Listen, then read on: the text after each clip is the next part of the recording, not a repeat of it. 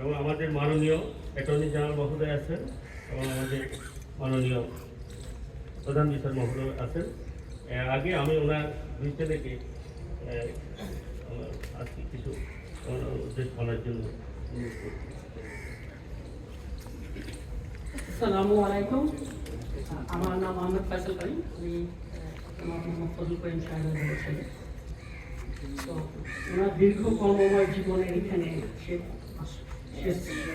সময় এসেছে, আমরা নিয়ে এসেছি। ওনার খুব প্রিয় জায়গা ছিল আমাদের supreme court, as a lawyer এবং অ্যাজ এ জাজ। তো আমি এতটুকু বলতে পারি, I am not a lawyer, jurist. ওনার কর্মকাণ্ড দেখে আমি খুবই গর্বিত। তো ওনার দীর্ঘ কর্মময় জীবনে আপনার সুপ্রিম কোর্টে আপনাদেরকে যদি কেউ কোনোভাবে মনোপূর্ণ কষ্ট দিয়ে থাকেন, সেজন্য আমি ক্ষমা প্রার্থী। আর এছাড়া আমার কাছে যদি কেউ কোনোভাবে কোনো পাওনা পেয়ে থাকেন, দয়া করে আমাদের সাথে যোগাযোগ করবেন, আমরা সে ব্যাপারে আপনার সাথে কথা বলবো।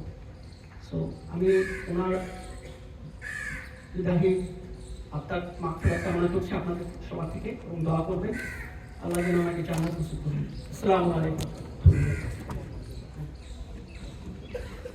ব্যারিস্টার আহমেদ তৌকির। আসসালামু আলাইকুম। আমার বাবা জনাব মোহাম্মদ ফজল করিম সাহেবকে আমরা শেষবারের মতন ওনার সবচেয়ে প্রিয় অঙ্গনে নিয়ে আসছি।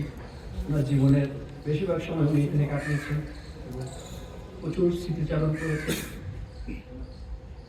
অনেকের কাছে শুনেছি উনি এজলাসে অনেক রাগী ব্যক্তি ছিলেন। আমি আমার ভাই সবই করে দিয়েছি।